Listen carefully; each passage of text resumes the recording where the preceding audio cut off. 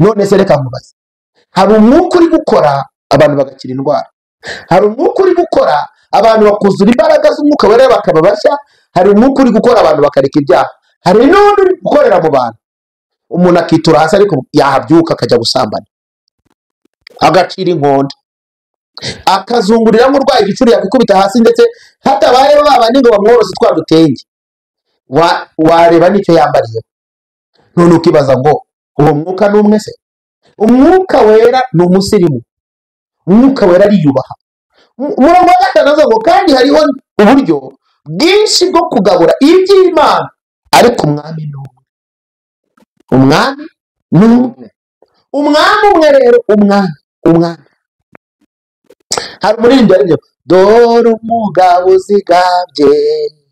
Ariko ubu tuvugana abantu bahombokeye mu bidafite umumaro ku rwego wibaza n'ukuntu bibisikana bikakushobera, ariko bigahita byoroha kubihuza. Reka bahe igisubizo. Ni ukuvuga ngo nk'uko tubizi neza, Satani Imana imwirukana mu ijuru, yamwambuye ububasha bwo kuba mu ijuru, ariko ntabwo yamwambuye impano. Mvuze ko rero abantu benshi bataye iby'agakiza, bataye inzira y'urugendo, bataye kwitwa abagenzi nyabagenzi bajya mu ijuru, basigarana impano. Impano zo ntabwo zigenda. Bamwe babimenye wari n'abantu ngo runaka cyangwa n'ukuntu ari umuhanuzi, ngo n'ukuntu ngo ari umuhanuzi, ngo n'umunyempano ngo ntabwo yaguye. Gisa n'icyo kikubwira yuko ataguye. Oya, Bibiliya ngo muzabamenyera ku mbuto. Imbuto zonyine nicyo kimenyetso simusiga cy'uko wahuye n'umuntu w'Imana. Ibindi byose babipirata babyigana, ariko imbuto ntabwo bazipirata rwose. Uwo muntu muganira akubwira ngo nawe arakijijwe, ngo muzakore ubukwe, ariko iminsi ibiri akakubwira ngo muryamane, si umurokore. Asigaranye izina ariko we yarapfuye. Kabiri, uwo muntu kwiba muri kumwe cyangwa ukuriganya, si umurokore. Ko umurokore acirwa urubanza n'umutima, agira umutima umucira urubanza, arinda ikibitsanyo. Gatatu, uwo muntu uhengera mu kibazo akakugambanira, si umurokore. Kuko impano y'Imana irafuha, mwuka wera afuhira ibitera. Ntabwo gukiranuka byafatanya n'umwijima. Ikimenyetso cy'uko adakijijwe, atakirimo umwuka w'Imana wa nyawo, ni uko yinjiza n'ibyo bintu kandi ntibimutire urubanza, akakomeza akavuga ubutumwa, agakomeza akarya igaburo ryera. Ararwaye, ni umurwayi. Icya kane, yemeraga guhugurwa. Ubu tuvugana umwuka uriho none, umuntu ahita amubwira ati njye ntabwo nawe ndi kumwe nawe, Imana ntiwari uhari cyane gake. Kandi njye ndi umuhanuzi, by the way, unakomeje nakwatura ikintu ugapfa. Siko bigenda. Ibyo bikubwira iki? Birimo bikubwira ngo uyu muntu nubwo yitwa umunyempano, akitwa umuvugabutumwa, akitwa umuhanuzi, ariko indwara arwaye na usibye no kuvuga ngo yangiza abandi, nawe nimworoheye izamuhitana. Indwara arwaye yo kuba adafite guca bugufi izamwica, izamwiyicira. Abantu banjye bari mboye no kubura ubwenge. Ntabwo izamworohera. Ni impano yo kumuhitana, ni impano izahitana ubuzima bwe, ni impano dayimoni yatangiye gukoresha kugira ngo agere ku ntego. Kubera iki? Abantu baza bazi ko baje kureba umuntu w'Imana, bamugeraho akababwira ibihabanye n'iby'abantu b'Imana. Ibyo ubwabyo bisenya urugendo rujya mu ijuru, rusenya abagenzi, bisenya ubuntu bw'Imana, bisenya intare. Itukira abacu ngo twiyobore mu byo dukora bitadukwiriye, twahamagariwe gukora umurimo wadutumye hakiri kare. Ntitukiri abacu, ntabwo tukiri abacu. Noneho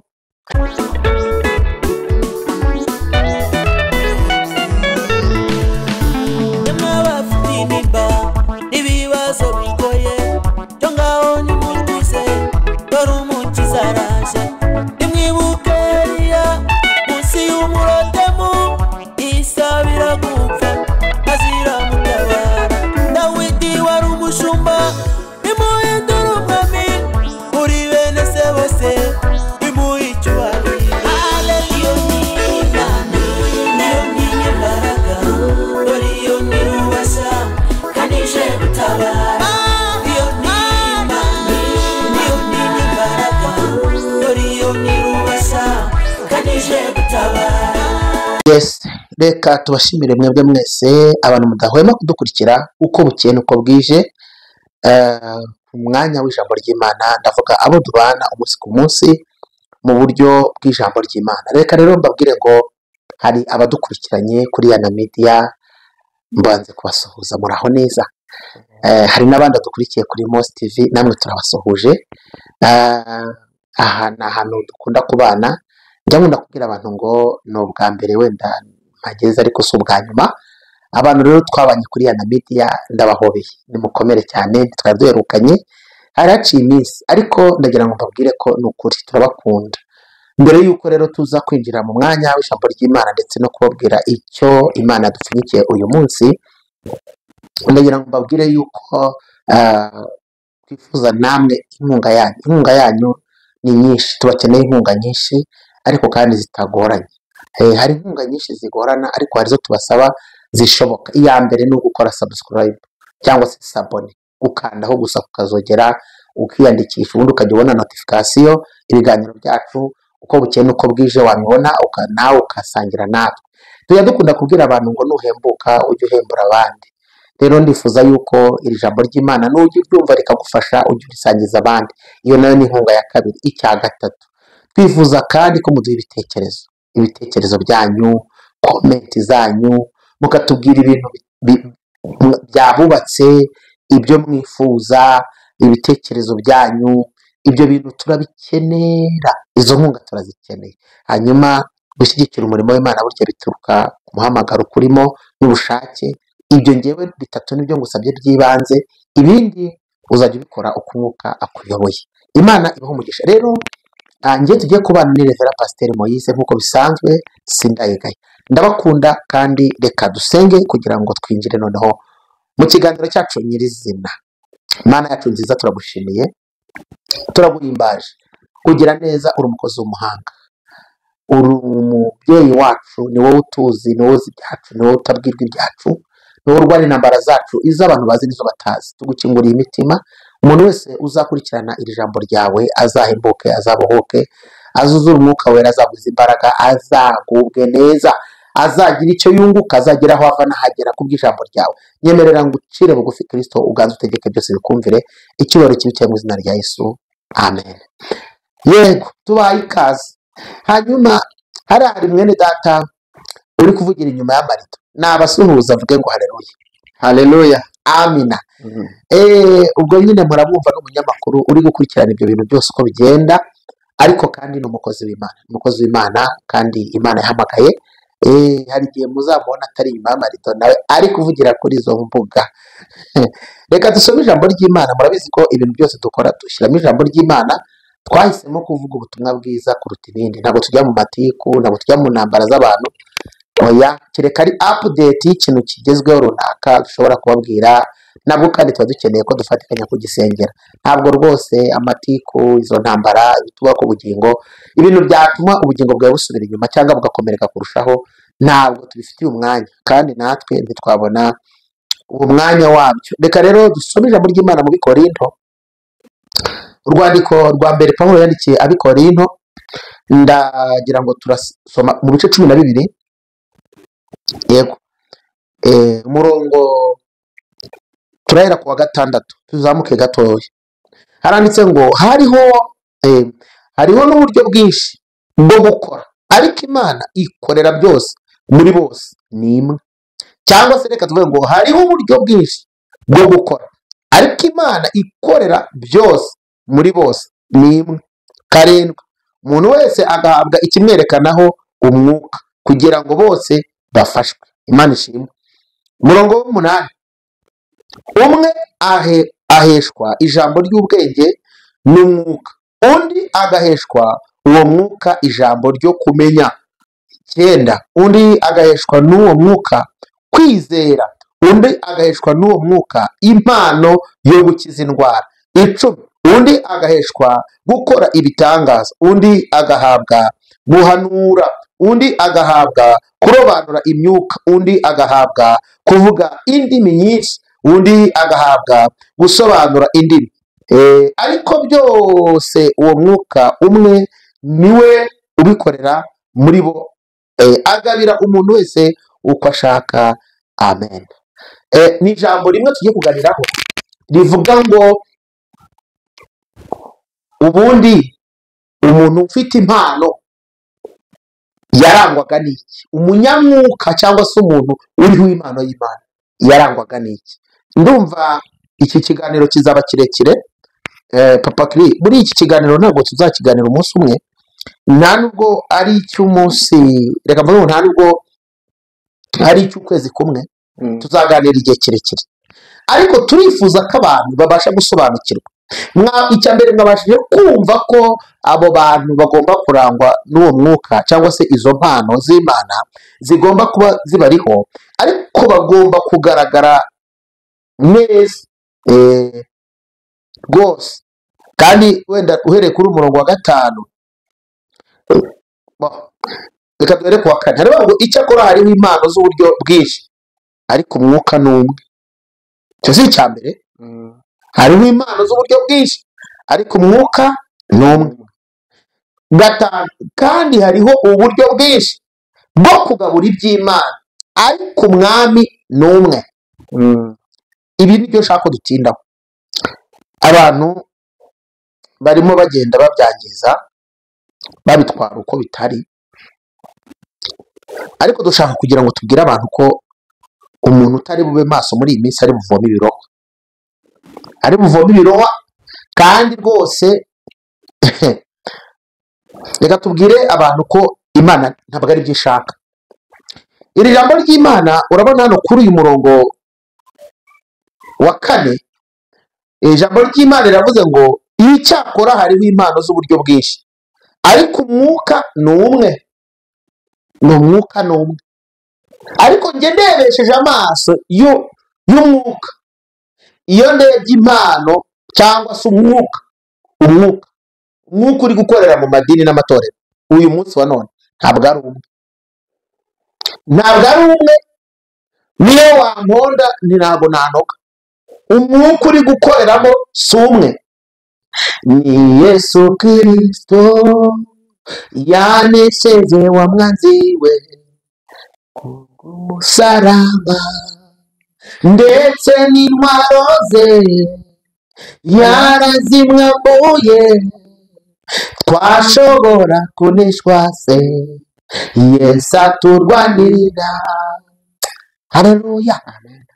Ntabwo byoroshye kubwira abantu ko umwami ari umwe, ariko ibyo abantu bakora atari bimwe. Biragoye cyane.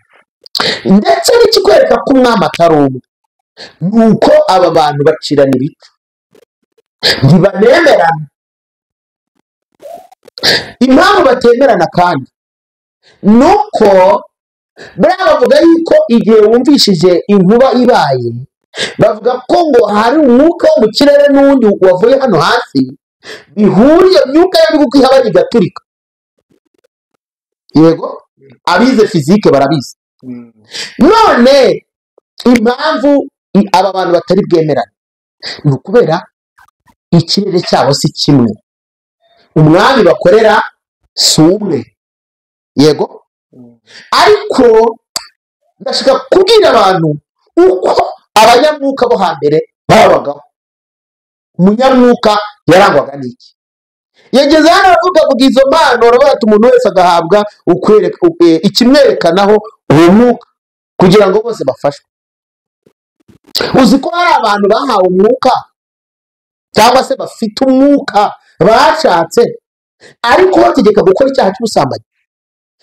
Hari uwo twiganiriye wahoze muri byo ambwira ko kondisiyo yari yarahawe iyo yakuye ibyo bibaraga zamutegekaga gushaka umuntu w'isugi nibura ngo umwe mu mwaka, naho yasambana na benshi ariko akagomba kugira umuntu umwe w'isugi aba yarambuye ubusugi bwe kugira ngo ibyo bibaraga bye bikomeze bikore. Murambabarira sindaza kuzita imbaraga kuko numva zimbangamiye, ndumva zinjya ahantu, ndumva uwama ariko n'ubundi igihe ndimo gusengeramo hari ibyo kizatwikurura, hari ibyo kizatwikurura ariko wampa ubushobozi narara icyo kirere gifunze mu izina rya Yesu. Ariko kuko nyine tugenda uko Imana ibyemeye, reka turindire,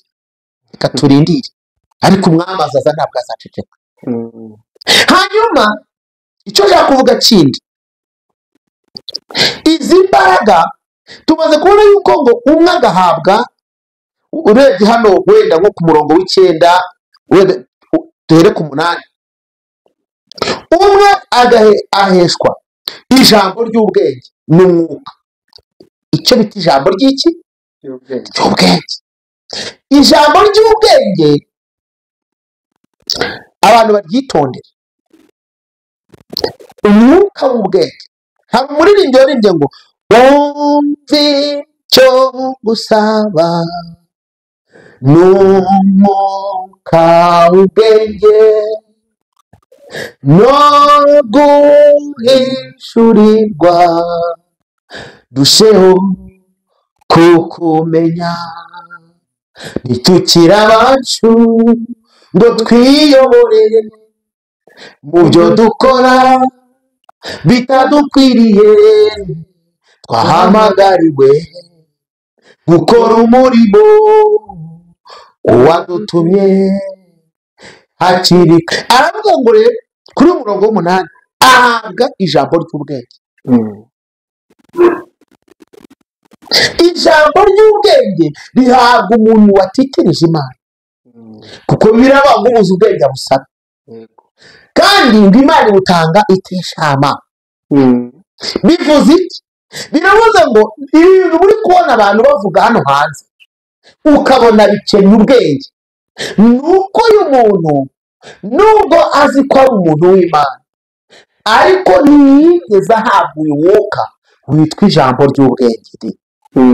Ijambo ry'ubwenge ni naryo rituma abahanuzi batanga mesaje ikumvikana, kuko niba utanga mesaje urugo rw'abandi rugasenyuka, menya ngo nta mwuka w'ubwenge ukuriho.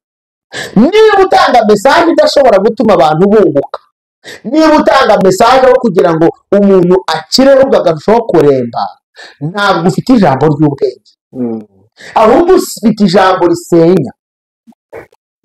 Ibyo tubivuze abantu benshi turashwana, abantu benshi badutera amabuye, ariko njye nkunda kubisegura babwira ngo ni ukuri muzayantere, nta nubwo niteguye kubireka, kuko nta mugaragu uruta shebuja, kuntera amabuye ariko ukayantera numva navuze ukuri kw'Imana ntacyo bintwaye. Yego noneho ako Imana ifashe abantu turi kuvugana banyumve. Undi agaheshwa n'uwo mwuka ijambo ryo kumenya. Hari icyo bita wisdom na knowledge, kumenya cyangwa n'ubwenge. None sagesse turimo turajyana, abantu barashaka ko babita abahanga, ariko ibyo bari kugabura bitarimo ubuhanga. Undi agaheshwa n'uwo mwuka ijambo ryo kumenya. Kumenya ni iki? Ni ukumenya igihe, ni ukumenya aho uvugira, ni ukumenya uko witwara, ni ukumenya abo uri kumwe nabo, ni ukumenya urugamba rwawe, ni ukumenya iyo ntambara yawe, ni ukumenya urugo rwawe uko ugomba kurutwara, ni ukumenya uko utandukanye iby'Imana n'iby'akazi ubamo, ni ukumenya kubisikanya ibiyera n'ibitera, ni ukumenya uba uri ukijera. Ijambo ryo kumenya ni ukumenya aho uri aho uva n'aho ujya ni ukumenya ibiranga abantu b'Imana, ni ukumenya ibyo umwami ashima n'ibyo yanga, ni ukumenya aho ukwiye guhagarara n'aho udakwiye guhagarara, ni ukumenya ibyo ukwiye kuvuga n'ibyo udakwiye kuvuga, ni ukumenya ibiguhiga ukamenya uko ubyirinda. Ku ijambo ryo kumenya ni bigari cyane. Kumenya ni ikintu gikomeye, kandi uzasoma Bibiliya iravuga ngo abantu banjye barimbuwe no kubura ubwenge. Kubura ubwenge ni ikintu gikomeye. Ntabwo ndi bubiguteremo, ariko nushaka ubyiyumvishe umenye ko ugifite urugendo. Ukurikije incabwenge ziri hanze ukeneye ubwenge, kandi nta kindi uri bukore usibye kwemerera Imana ikabana nawe. Ari umurongo w'10 aravuga ngo undi agahabwa gukora ibitangaza, undi agahabwa guhanura, undi agahabwa kuvuga izindi ndimi, kuvuga indimi nyinshi. Umwe agahabwa, undi agahabwa gukora ibitangaza. Ubu umwuka wo gukora ibitangaza, urumva ko impano ni nyinshi, ariko abantu nibo bakunze, kuko ari urimo amaramuko, kuko urimo utuma abantu babasingiza. Reka nkubwire, njyewe ndabizi neza ko abantu benshi tuzeranye barabizi ko nyasengera abantu n'Imana igira inkoresha, ariko nkubwize ukuri sijya bihagararaho ku rwego byatuma nica ubutumwa bwiza cyangwa ngo nigire undi muntu nishyire hejuru. Oya, ahubwo ducishwa bugufi ku bwa Kristo, ahari umwami ahimbazwe ku bwacu. Imana idufashe. Nigeze mbwira abantu ngo iyo nza kuba wa muntu ubeshwaho n'abo nasengeye n'ibyo bitambo, ngo mpereza miliyoni zingahe ngo nagusengeye, yewe mba narubatse amayetaje, kuko abo nasengeye ni benshi. Igihe kigiye no kugera tujye tuganira n'abantu Imana yakoreye imirimo n'ibitangaza ngo babone, tutagira ngo nibyo tuvuga gusa.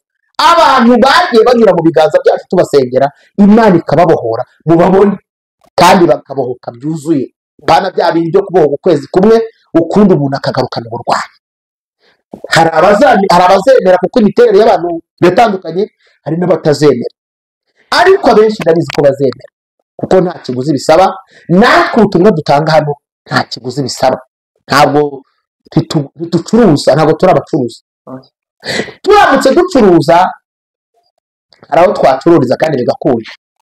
Ibyo abantu bakora bakabona amaviyuzi n'ibindi, turahazi ibyo aho banyura, ariko turinda uwo murimo kugira ngo tudatandukira umwami akagawa natwe tukagawa. Hari korari yaririmbye ngo turashinga dushira, ariko tugashinyiriza uko bikwiriye, kugira ngo tutavaho dutanga impamvu yo gutukisha umurimo twahawe tukagawa. Tudatanga impamvu, umurimo twahawe twarangiza tukagawa. None rero ngiye kuvuga ibintu bikeya kugira ngo nze no gusoza, ntabwo ndatinda. Navuze ko tuzafata umwanya munini wo kuganira. Iyo turebye abanyamwuka bo hambere ibyabarangaga, mbere yuko tuza kuvuga ibyo twabonye, reka tuvuge icyo Bibiliya ivuga. Bibiliya itwereka abanyamwuka, wenda reka mvuge nka bane. Mvuga uwitwa Eliya yabaye ngo yambara uruhu rw'ingamiya ngo rutanamukwiye, kandi ari umuhanuzi w'amagara umuriro. Bivuze iki? Biravuze ngo yemeraga kuba mu buzima buciye bugufi, kandi afite impano y'ikirenga inategeka umuriro ukaza. Ntabwo yigeze ahahisha iyo mpano, ahubwo yarindiriye icyo umwami amuhaye. Imana idufashe. Elisa niwe muntu wenyine wamenyaga ibitero biri butere igihugu, akabibwira umwami. Ntabwo twigeze tubona ajya kwishyuza umwami ngo amubwire ngo mu mwanya w'igiciro w'ikirenga, imbere y'icyubahiro, ntabwo twigeze tubona byishyuza. Aho ndi gukurira inzira ku murimo abantu baba mu buzima bwishyuza, ko atari ko Imana yabatumye, ntabwo ari ko Imana yabatumye. Nongere nisegure, ibi niyo tubivuze abantu abo byabase, abafite iyi ndwara yabaye nk'ubushye mu mitima, babivuga nabi, ariko si icyo gice tugendereye. Narabisobanuye, ndongera ndabisobanura. Kuba umuntu wamusengera ubwo agategura ishimwe cyangwa ituro byo kugushimira si icyaha, biranemewe na Bibiliya irabivuga. Ariko iryo tegeko ryo kumutegeka umubare w'igitambo, umubare w'amafaranga ari busare, warihawe nande? Ninde waguhaye ubwo bubasha? Nibyo koko abikorera baravuga ngo umuntu akwiye gutungwa n'ubutumwa bwiza niba ari bwavuga, ariko reka bugutunga udashyizemo ukuboko kwawe n'imbaraga zawe n'amakanaki yawe n'amanyanga yawe no kugenda uhindura abantu. Ubu hateye ibintu byinshi byo gutekinika, turaje tubigereho. Ikindi ntabura kuvuga, undi muntu witwa Natani niwe wahanuriye Dawidi, amubwira ko ngo hariho umuntu mu gihugu cye ngo wari ufite intama nyinshi, ngo w'umukire, ngo ufite ubushobozi bwinshi, ngo ariko bukeye ngo agenderewe n'abashyitsi, ngo afata agatama k'umuturanyi kamwe rukumbi ngo kamurara mu gituza, ngo akagaburira abashyitsi. Dawidi abyumvira bati uwo muntu niba ari mu gihugu cyanjye ntakabeho. Aramubwira ati none ko ari wowe, ndati igihe nakora icyaha cy'ubutindi kimeze gutyo? Aramubwira ati none zinyagasani mwana, ndati ntabwo ari wowe wafashe Mukawuriya kandi ari umugore umwe wenyine rukumbi agira, kandi abagore bose ari umwami mu gihugu, ukamuzimanyira abashyitsi bawe bitwa irari, warangiza ukanica Uriya? Ati yo, ati Imana imbabarire. Ariko umva yakoresheje wa mwuka w'ubwenge. Abantu b'Imana barimbuwe no kubura ubwenge. Abahanuzi nta bwenge bashyiramo, ahubwo abanone arabagoreka mbivuge nibashake banyice, ngo kwicwa n'Imana ngo nzicwa n'abantu. Reka nguhanurire ntatitiye, ntabwo nkubwiye ngo uzapfa, ariko nukomeza uko ubuhanuzi bwawe buzabuhitana, kandi Imana ntabwo izabihombye, kuko yaravuze ngo nubura ubwenge nzakureka. Ese ubundi ubwo n'iki ku buhanuzi bwawe ari ubw'Imana ko utigeze utubwira n'ibihamya ngo nari ryamye ngo nje niruka ngo nabibonye nijoro? Ariko hano mu biranga umuntu ufite umwuka wera turavuga ku bintu nka 6 gusa. Icya mbere, impano ze zungura itorero. Uyu muntu usanga afite impano ariko utamubaza no mu itorero ntacyo zibunguye iwabo. Uno turajya afite impano ariko zitagize icyo zunguye abandi. Afite impano ariko nta muntu wamushaka ngo amusengere. ubwo zikaba zikorera he? Zikorera mu kirere no mu ndamu. Zikorera mu kirere cyo gushaka indamu, cyo gushaka imibereho. Izo mpano ze niho zikorera. Iyo umubwiye ngo ngwino usengere, agira amakondisiyo aguha. Kubera ni impano zitungura itorero, kuko izungura itorero zifasha bose zitarebye ku butoni, zitarobanura. Kabiri, umuntu wabaga afite izo mpano mbere hose uko tubizi yarangwaga no kwicisha bugufi. Kubera iki? Umwuka arabenga. Mu gihe ubona kutagifite urukundo, menya yuko uwo mwuka yabonye kuyoborwa n'umubiri wawe musa utigaruka dushaka umwuka wera. Ni Yesu wawutugeneye dushaka umwuka wera. Ni Yesu wawutugeneye. Icya gatatu, uwo muntu yarindaga ikibitsanyo kimurimo. Ikimurimo yagiraga ate? Yarakirindaga. Uyu muntu nihwa arahanda, ni ikibazo muri sosiyete. Mbona no kubwira abantu, ejo bundi nabonye abantu benshi bavuga ngo guhanura birarangiye. Ntabwo nabyemeye.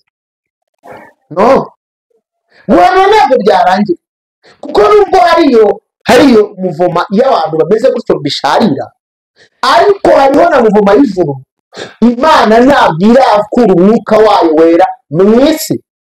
Aracyahari ngo yishurire abantu, aracyahari ngo abane n'intore zayo, aracyahari ngo ayobore abantu, aracyahari ngo arinde itorero, aracyahari ngo arinde ubugingo, aracyahari. Guhanura rero birahari, ababirwanya babirwanya, ariko njye sindi kumwe nabo. Umwuka w'Imana akwiye gukora, ahubwo abawufite tubabwirwe n'iki?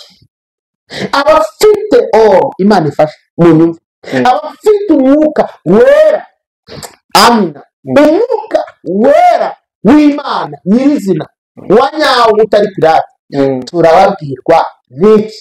Biravuga ngo muzabamenyera ku mbuto.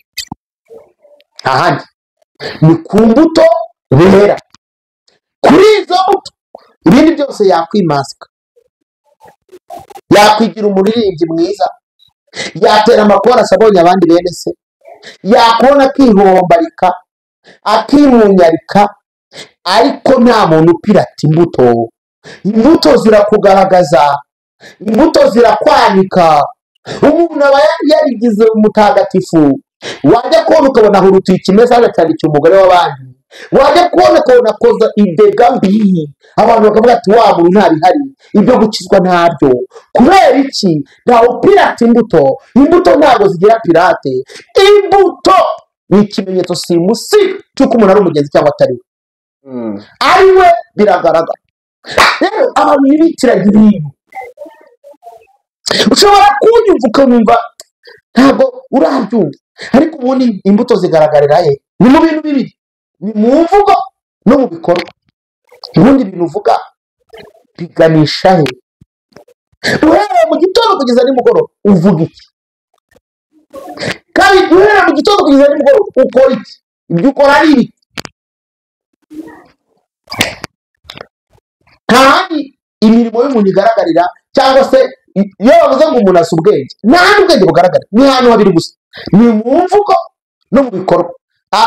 Uza ahandi azahambwira, uza ahandi azahambwira.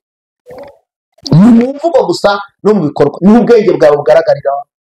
Ntubavuga ati runaka afite ubwenge, ibintu yabikoranye ubwenge, uyu muntu ni umuhanga, imvugo ye iramuranga, amagambo avuga agaragaza ko ari umuhanga, ubwenge bwe bigaragara ko ni umuhanga. Ariko abantu barashaka ngo tubyoroseho, tubivuge tubyorosheho, kuko nyine abantu bakunda ibyabo. Yego, Pawulo yarabivuze ngo biratana ibiteye isoni byabo, bahoza umutima ku by'isi, Imana yabo bayigize inda. Gatanu navuze ngo yemera gatanu, yabaga ari icyitegererezo umunyamwuka. Ahantu hose wamubonaga yabaga ari icyitegererezo. Umunyamwuka niwe cyitegererezo twabaga tureberaho twese, cyane rwose. Aho twagiye tubana n'abana twebwe twiga, wenda na nyuma yaho, ariko umunyamwuka twabaga tubabona ukuntu, tubabona n'umwuka wera. Bagiye buzura umwuka wera mbere yacu, bitwaga ba Kabatesi Jeannette, bitwaga ba Makaderike, n'abandi bitwaga ba Budoziya.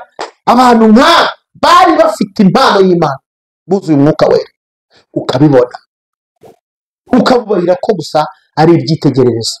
Kandi koko niko Bibiliya ivuga, ukwiye kubura icyitegererezo cy'abizera ku byo uvuga no ku byo ukora no ku ngeso no ku mutima uboneye. Imana idufashe. Rero icyamurangaga kindi yabaga ari icyitegererezo, yabaga icyitegererezo. Imana idufashe. Haleluya, haleluya, amen. Noneho hano turavuga icya gatandatu. Icya gatandatu, uyu munyamwuka cyangwa se uyu munyempano, cyamurangaga gikomeye, ntabwo yakoreraga ibihembo yumvaga azahembwa n'umwami. Ubuzima bwe ntabwo bwaraga mu bihembo. Umunyamwuka muzima ntabwo yakoreraga ibihembo, yakoreraga ibihembo. Umunyamwuka muzima yarangwaga no guca bugufi, yarangwaga n'ijambo ry'Imana, yarangwaga no gusenga, yarangwaga no guhishurirwa, yamenyaga icyo Imana ishaka, yayobozaga Imana inzira, yavuganaga n'Imana, nabwo ntiyirukanke ngo aze kubitangaza, kubera ko yabaga atinya ko yabaga atinya ko ibyo bintu hashobora kuba hajemo akantu ko kuvangirwa, akabanza agafata umwanya wo gusenga kugira ngo amenye niba ibyo bintu biri mu bushake bw'Imana. Imana idufashe. Turegera ku musozo, tugiye gusenga, ndagira ngo twinjire mu mwanya wo gusenga, ariko nkwibukije ibi bintu kuko ijambo ry'Imana ryatubwiye. Icyakora hari impano z'uburyo bwinshi, ariko kandi umwuka ni umwe, kandi hariho uburyo bwinshi bwo kugabura iby'Imana, ariko umwami ni umwe. Si icya mbere. Ni mpamvu ki Mwuka Wera muri iyi minsi, Mwuka Wera muri iyi minsi abantu bitwa ko ari abahanuzi bagwiriye? Kuki ibintu by'Imana biriho intenge nyinshi?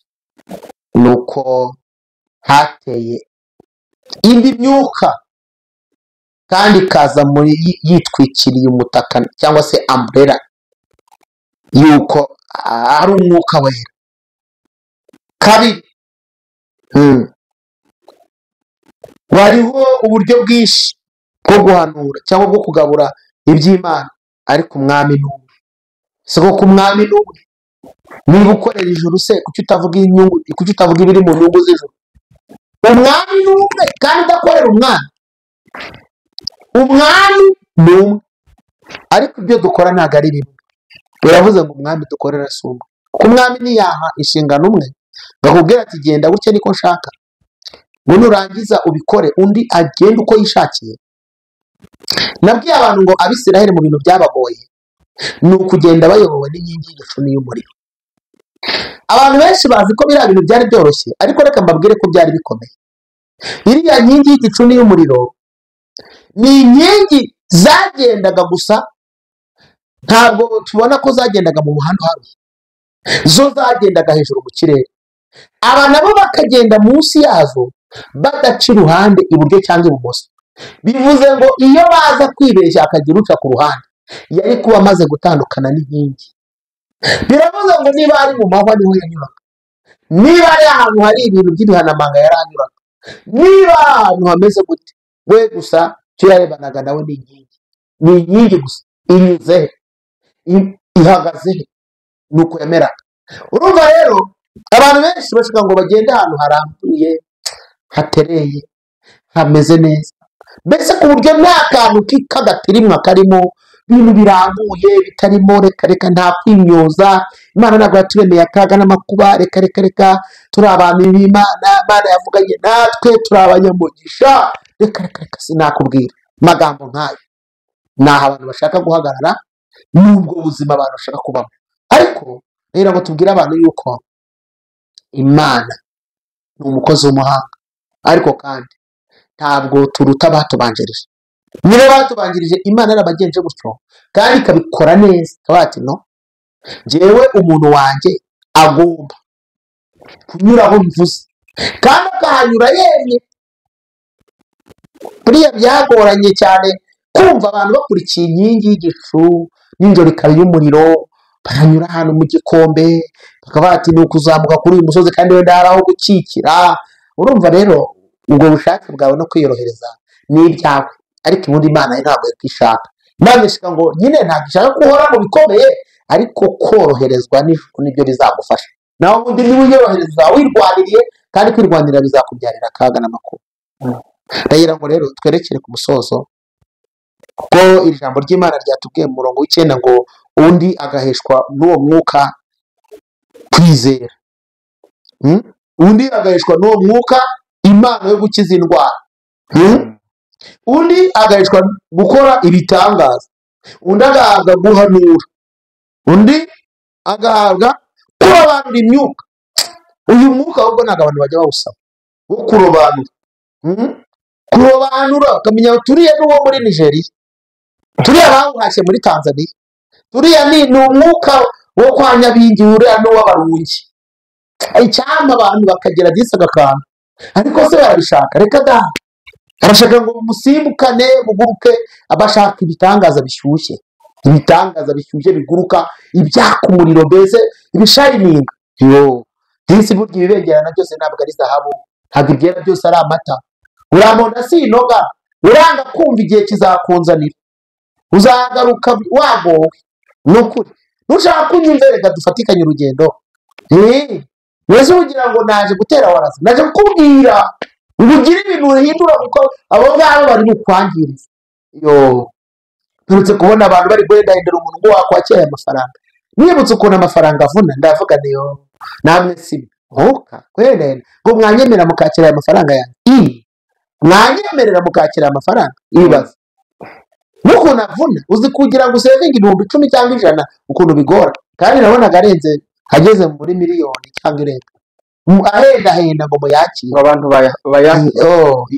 yabwiraga umuntu uti mwanyakira rwose mushumba wanjye ndababara ndavuga ni byiza koko kwitanga no gukorera Imana ariko abantu ntibagira abandi bigirwamana nta muntu w'ikigirwamana uriho nta muntu wo gusenga uriho wo kubaho wenyine ni Kristo wo gucira bugufi ni Yesu yego sivuze ngo n'abashumba babasuzugure naye ndi umushumba ariko abantu nibakura amaso ku bantu bayashyire kuri Kristo bareke guhanga amaso ku bantu reka nkubwire ko ari nabyo bizatuma ibyo bitangaza byawe birangira cyangwa se bakabikwizeza ariko ntibikorwe kuko umuntu kukubwira ni kimwe ariko gukora ni ukw'Imana rero niba ushaka kuba inshuti nziza kandi Imana ikagusohoreza amasezerano inshuti y'Imana kuruta kuba inshuti y'abantu kuko niba inshuti y'Imana ibintu byawe bizasobanuka ariko niba inshuti y'abantu ntabwo bizasobanuka Imana idufashe kugira ngo tucumbikire ahangaha ahubwo ubundi dusengane twinginge Imana hanyuma umenye abo bantu uko babagaho umenye abantu uko bariho umenye uko wirinda kuko niba umuntu utamubonye n'izo ndangagaciro zarangaga abantu b'Imana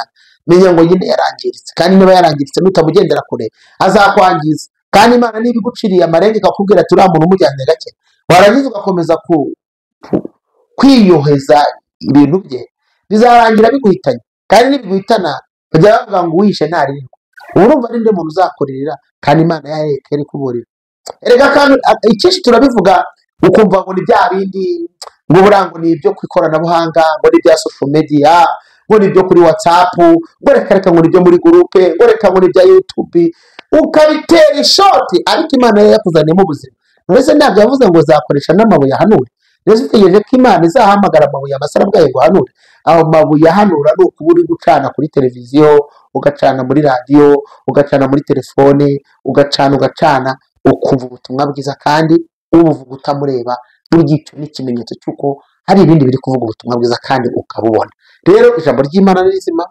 kandi ribereyeho twebwe ngewe nawe reka dusenge Imana ahari dufatikanye gusenga kubwabo bene data bamaze kugenda batakaza indangagaciro ariko nawe aho wakomeretse Imana ikomore kandi noneho nawe umenye abo bana nabo umenye kugenda ko Bibiliya yarabivuze ngo mwirinde uko mugenda mutagenda nk'abatagira ubwenge mwirinde uko mugenda mutagenda nk'abatagira ubwenge ubuze ubwenge rabusaba reka twinginge Imana tutarasenga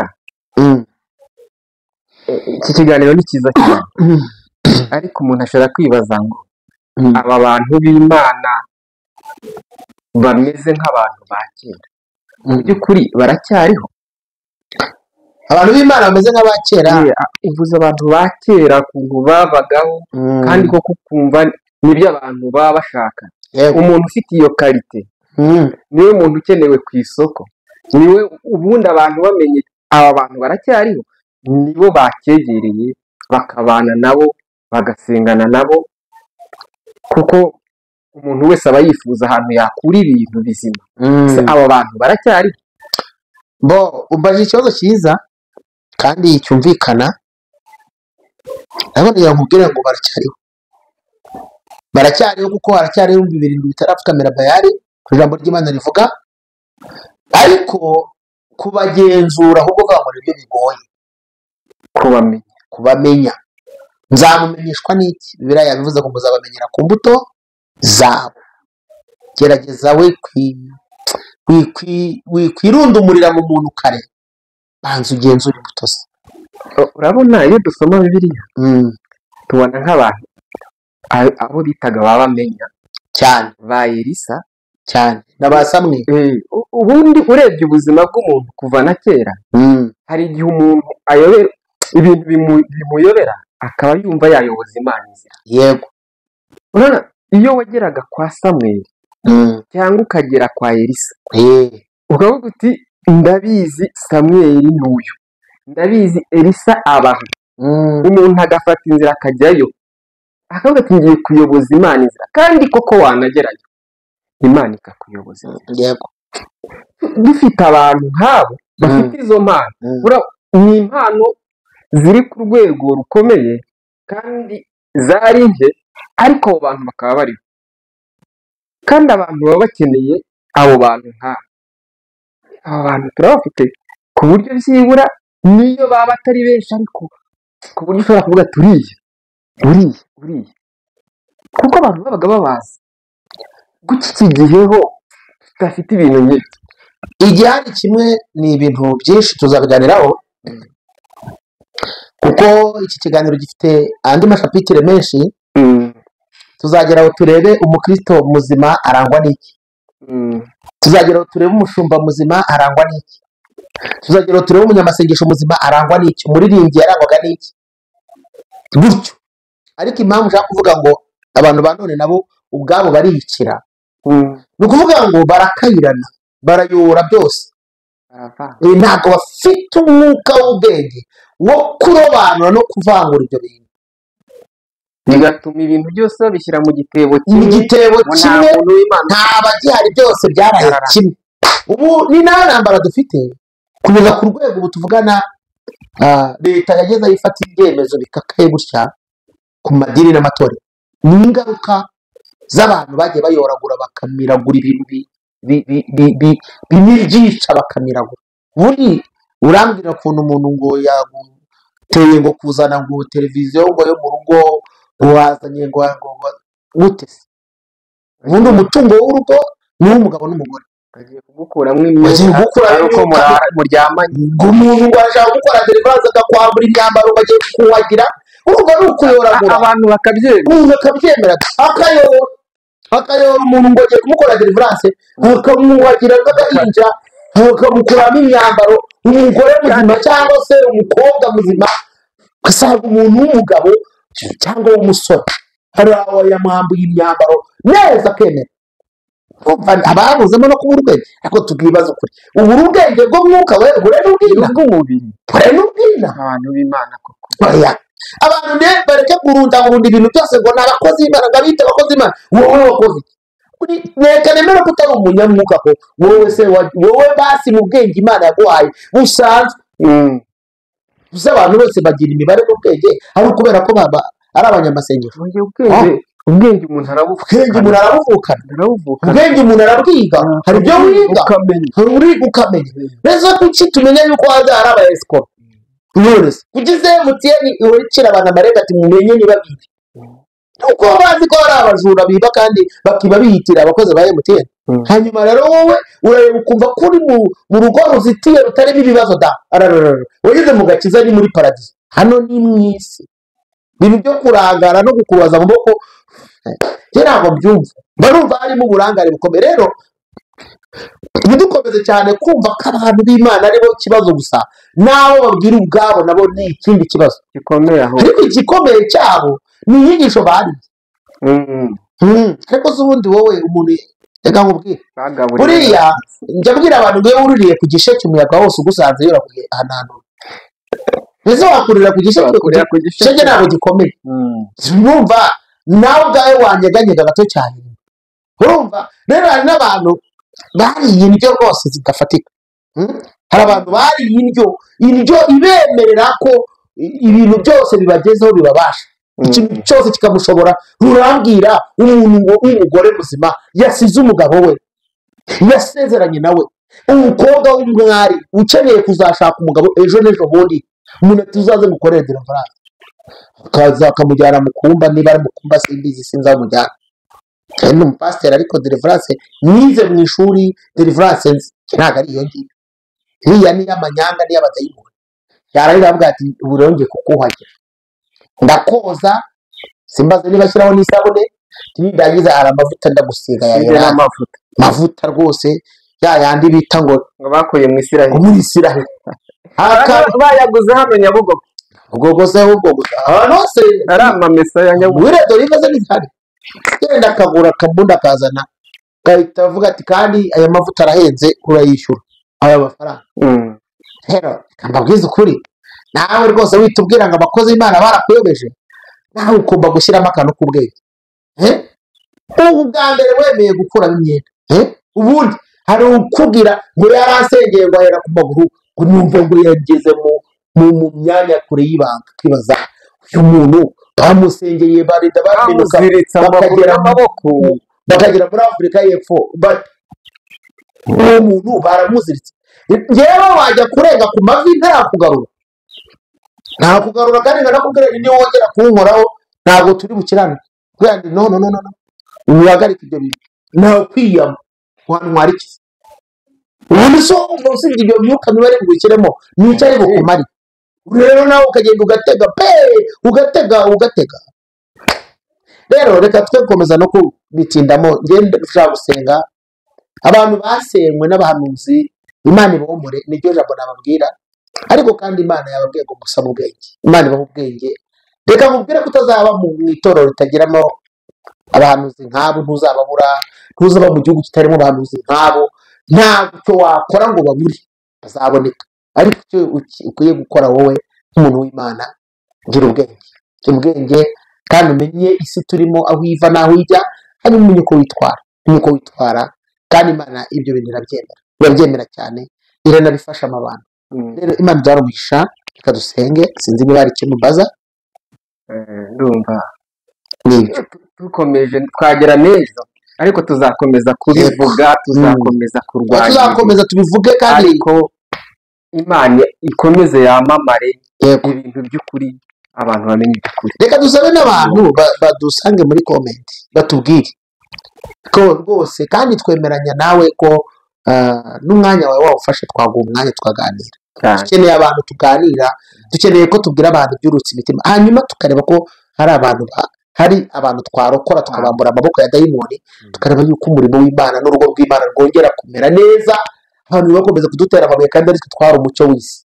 Imana itwanamugisha, tukadusenga. Mana nziza, ndagushimiye, ndaguhimbaje kugira neza, uri umukozi w'umuhanga.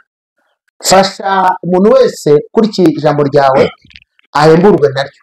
Ijambo ryawe rigire ububasha mu mitima, kandi ntirisige umuntu wese uko rimusanze, ahubwo rigira ibintu risenya muri we, rigira ibintu ryubaka muri we, ribohore ubugingo, ribohore umutima, yambike imbaraga uwari umaze gucika intege, kandi rihindure ibintu byinshi. Reka iri jambo ryawe rikomeze kuba itabaza rimurika, rikomeze kuba umucyo, rikomeze kuba ubuzima, bityo abakukunda abagushakana umwete bagubwe neza. Urakoze cyane Yesu, urakoze kumva gusenga, urakoze kubwa byose.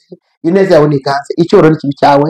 Ngaho uwo muringuma babashe gukomereka, bakomerekeye mu rugendo n'abahuye n'ibizazane, ubeze batunganye kandi imitima yabo igubwe neza. Urakoze kubyumvisha byakiriye, ni mu izina rya Yesu, amen.